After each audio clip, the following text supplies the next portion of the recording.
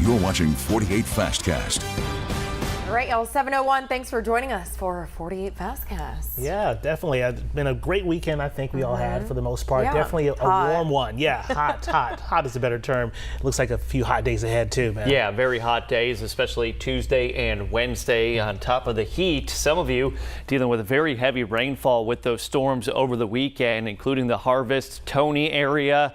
I believe you had some flash flooding going on, and some places looked like they were still underwater here this morning. High temperatures should be at 90 degrees. We're officially in summer. We knew these hot, humid days were coming, but they are coming on strong here. The heat index will feel like 100 plus degrees for today, Tuesday and Wednesday. Those days, the potentially dangerous days as far as that feels like temperature, and everyone will be dealing with that heat and humidity. However, those heat index or feels like temperatures, that'll be a little bit higher there over parts of northwest Alabama, and therefore you are going to reach heat advisory criteria.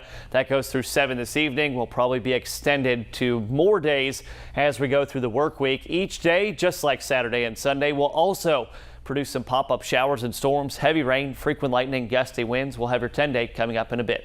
This is your 48 First Alert Road Report, sponsored by Bankston Motorhomes.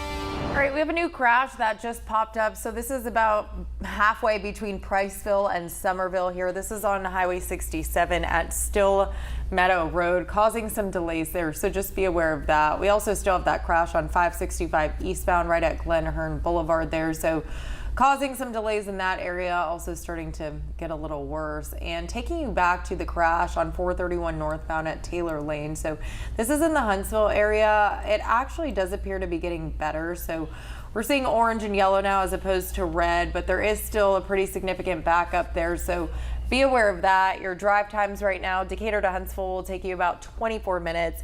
Athens to Huntsville will take you closer to 30. All new this morning, Harvest firefighters had to evacuate multiple people after yesterday's storms. The Harvest Volunteer Fire Department says multiple callers at an apartment complex on Harvest Road reported that floodwaters were flowing into their apartments. Now, firefighters helped multiple residents and their pets get out of there. Someone who lived nearby helped use his lifted truck to transport people to higher ground. We've heard no reports of any injuries. Happening today, the man Madison County prosecutors believe killed 2 women is expected to plead guilty.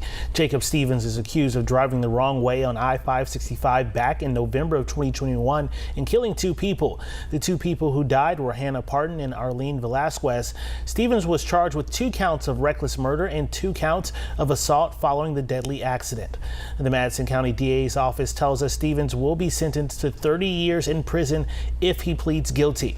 Now, we talked with Hannah Parton, mother, on Friday, and she told us she wanted a longer sentence but also doesn't want to relive the horrors that a trial would have brought. Morgan County prosecutors have charged a Hartselle man with child sex abuse and producing child porn. Caleb Wheeler was arrested on Wednesday by state troopers. According to our media partners at the Decatur Daily, Wheeler is accused of using an app to share explicit photos. He's also accused of producing numerous images of child porn. Morgan County prosecutors, meanwhile, have charged a Hartselle man, again, with child sex abuse, and that is, he was arrested on Wednesday. Now, Coleman County authorities have released the name of the 18-year-old who was killed in a motorcycle wreck last week. The Coleman County coroner says Colby Strong, a graduate of West Point High School, was killed in that June 18th crash. He was killed when the motorcycle he was on collided head-on with a Ford F-350. State troopers say the accident happened on 278 near County Road 400 near Coleman. And there was an earthquake near Fayetteville yesterday morning. It occurred just to the southwest of Park City. Now, that earthquake had a magnitude of 2.4. Now, earthquakes at that intensity aren't normally felt by people. So far, we haven't had any reports of people feeling anything from that quake. Now, starting today, the intersection at Wall Triana and McKee Road will be closed for construction. Crews will be working to install a new roundabout there. The intersection is expected to remain closed until the end of October. Now, signs have already been posted to alert drivers of the construction. You'll have to use the old Railroad Bed Road, Highway 53, Harvest Road, and Carroll Road as alternative routes during this construction. All new this morning, fire investigators are trying to figure out what started a fire in Gurley. Crews at the scene tell us a few cars caught fire at a farm off Gurley Pike and Salty Bottom Road. The actual house near where this started was not damaged and no one was hurt. Huntsville Hospital has unveiled a new program to help patients in rural areas. We'll explain how it works straight ahead.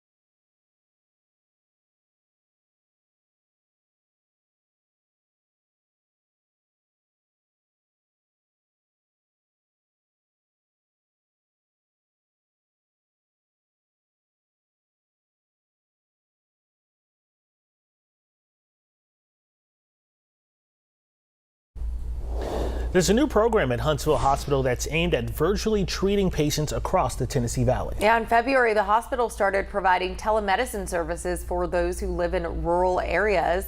People who use the option can be connected with a remote neurologist or psychiatrist. Telemedicine program manager Sarah Warner says this program has helped patients who are experiencing stroke symptoms or increased anxiety video call a doctor to get an effective treatment plan. She says telemedicine is important since rural areas don't have a lot of healthcare resources. She says this allows doctors to provide greater level of specialty care to all of their patients in North Alabama. It so far has been really inspiring to see how willing everyone has been to accept this new program here. Even our providers at Huntsville are really enthusiastic and glad to be able to support their colleagues at other hospitals. I think it helps really with our vision of being one health system and being able to support each other to do what's best for the patient. Well, last year, the Huntsville Hospital Foundation received more than $1 million from the state to buy several telemedicine carts. Now, your first alert weather with meteorologist Eric Burke. Well, good morning once again. Hope you had a great weekend, maybe too much fun in the sun, and hopefully your air conditioning is working and working well because we've got some pretty hot and humid days coming our way. Now, I know we're officially in summer. We'll have days and stretches of days like this, but when you string together multiple days of hot, humid conditions, the heat index well over 100 degrees really starts to take a toll on your body if you're not hydrating properly, taking some breaks in the shade, and just staying cool. But today's peak heat index probably upper 90s to lower 100s. There's a chance of seeing some pop-up storms into the afternoon. Tomorrow, Tuesday, as well as Wednesday, those days we're looking at a heat index anywhere from 100 to maybe as hot as 110 at times.